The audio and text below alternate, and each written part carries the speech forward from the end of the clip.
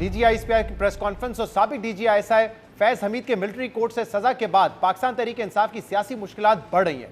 हुकूमत बानी पाकिस्तान तहरीक इंसाफ इमरान खान से जेल में मुलाकातों पर पाबंदी के ऐलान कर रही है।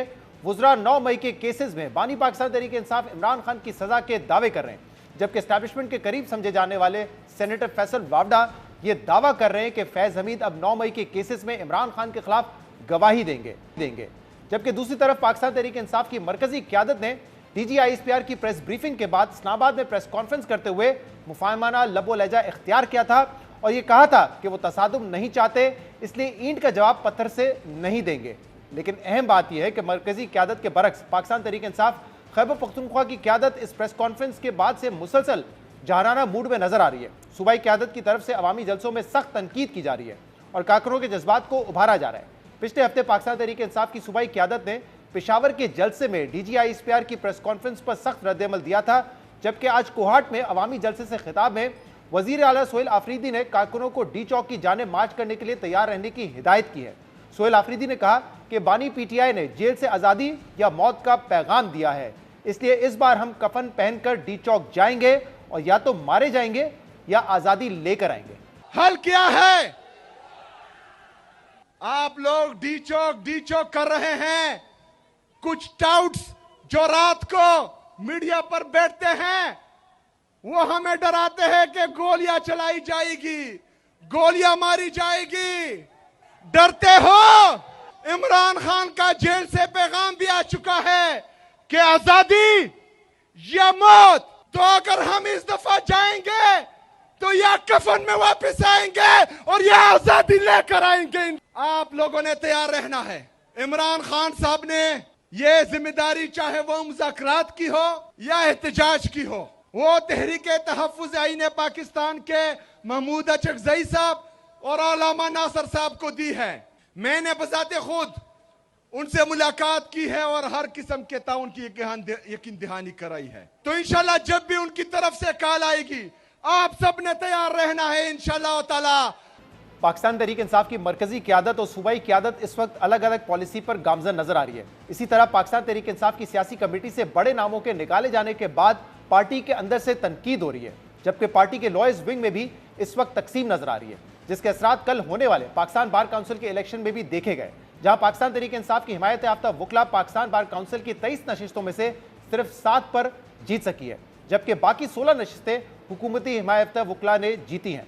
इन नताइज के बाद इंसाफ लॉयर्स फोरम खैबर पख्तूनख्वा के सदर काजी अनवर ने अपनी शिकस्त की जिम्मेदारी पाकिस्तान तहरीक इंसाफ पर आयद करते हुए पार्टी के ओहदे और बुनियादी रुकनीत से इस्तीफा दे दिया है। इसके अलावा PTI के साबिक रहनुमाओं इमरान इस्माइल और महमूद मौलवी ने आज प्रेस कॉन्फ्रेंस करते हुए फैज हमीद की सजा को खुशाइंद करार दिया है कि बैरून मुल्क से चलने वाले सोशल मीडिया अकाउंट्स का पाकिस्तान तहरीक इंसाफ से कोई ताल्लुक नहीं और PTI को इन अकाउंट से ला ताल्लुकी का ऐलान करना चाहिए। हम इन तमाम मामलों पर बात करेंगे और उसके लिए हमें ज्वाइन किया है पाकिस्तान तहरीक इंसाफ के सेक्रेटरी इत्तलात शेख वकास अकरम ने। शेख साहब बहुत बहुत शुक्रिया वक्त देने के लिए। शेख साहब, DGISPR की जो प्रेस कॉन्फ्रेंस थी उसके बाद हमने देखा आपकी जो मरकजी क़यादत है जिसमें सलमान अकरम राजा, बैरिस्टर गौहर, इन्होंने एक प्रेस कॉन्फ्रेंस की इस्लामाबाद में और उन्होंने कहा कि देखें हम ईंट का जवाब पत्थर से नहीं देना चाहते, हम चाहते हैं कि पॉलिटिकल टेम्परेचर नीचे आए और बातचीत के जरिए आगे बढ़े, वे आउट निकाला जाए। लेकिन आज हमने देखा जो आपकी सूबाई क़यादत है जिसमें चीफ मिनिस्टर सोहेल आफरीदी हों, उन्होंने जो कोहाट में जलसा किया, वहाँ पर खिताब किया, वो तो बहुत ही जज्बाती और जोशीला था, जिसमें वो दोबारा बात कर रहे हैं इस्लामाबाद की तरफ मार्च करने की, डी चौक की, और कह रहे हैं कि या हम कफन में वापस आएंगे या हम आज़ादी वापस लेकर आएंगे। तो क्या इस वक्त चल क्या रहा है, थॉट प्रोसेस क्या है PTI का, क्या आप करने जा रहे हैं? एहतजाजी तरीके से आगे बढ़ना चाह रहे हैं, बातचीत के जरिए आगे बढ़ना चाह रहे हैं? देखिए, पहली बात तो यह है कि ऑब्वियसली मरकजी क़यादत जिसमें वकला और सीनियर लोग हैं वो जब गुफ्तगू करेंगे किसी प्रेस कॉन्फ्रेंस में, किसी अहम मामले को एड्रेस करेंगे उसकी टोन में, और एक जलसा जो कि मोबिलाइजेशन का हिस्सा है और लोगों को प्रिपेयर करने के लिए वो एक इवेंट है, तो उसमें चीफ मिनिस्टर जो है उसकी टोन उसमें फ़र्क होगा। तो मेरे ख्याल में ये कोई ऐसी बात नहीं है। जहाँ तक आपने कहा कि ये चाहते हम क्या है, बिल्कुल पाकिस्तान तहरीक इंसाफ जो है, जैसे मरकजी क़यादत ने कहा, जिनका आपने जिक्र किया, वो चाहती है कि चीज़ें हल हों।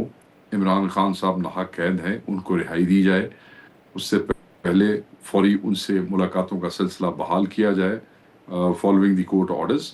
اور تحریک انصاف کو جب بالکل دیوار سے لگا دیا جاتا ہے شہزاد بھائی، جب ان کو عدالتوں میں بھی دیوار سے لگایا جاتا ہے، جب انہیں on the floor of the house بھی اسپیس نہیں ملتی ہے، سینٹ میں بھی اسپیس نہیں ملتی ہے، اور جو ان کے حقوق ہیں وہ مارے جاتے ہیں، تو پھر آئین ان کو حق دیتا ہے کہ ایک پرامن آئینی احتجاج ہونا چاہیے.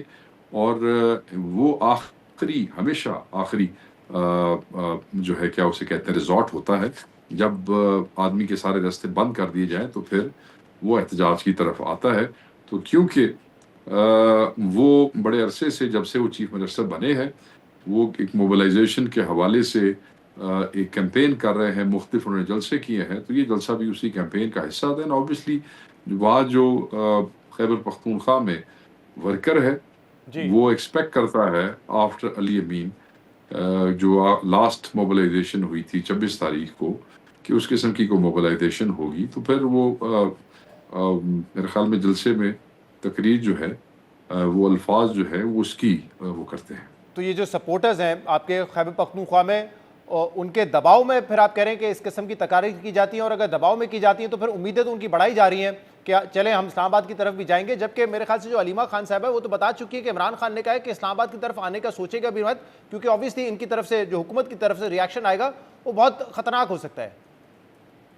دیکھیں، نہیں، دباؤ والی بات کو میں پہلے نکیٹ کرنا چاہتا ہوں، کیونکہ سہیل آفریدی خود ہی is one of the workers I S F اور یوتھ، اور وہاں سے وہ آگے آئے ہیں. اور ابھی آپ ان میں دیکھتے ہیں کہ ان میں وہ یوتھ کی اور آئی ایس ایف کی رمق آپ کو نظر آتی ہے. تو وہ پریشر کی بات نہیں، وہ ان کے اپنے جذبات بھی یہی ہیں. اوبیسلی وہ ایک چیف ایگزیکٹو ہے ایک صوبے کے، جب وہ بات کر رہے ہیں اور وہ اسی کمیونٹی سے باہر آئے ہیں، اسی پارٹی کا حصہ ہیں، تو وہ دباؤ کے تحت نہیں، وہ اپنے جذبات کی عکاسی کر رہے ہیں. مگر میں ایک دفعہ دوبارہ کہوں گا کہ پاکستان تحریک انصاف پرامن آئینی احتجاج پہ یقین رکھتی ہے.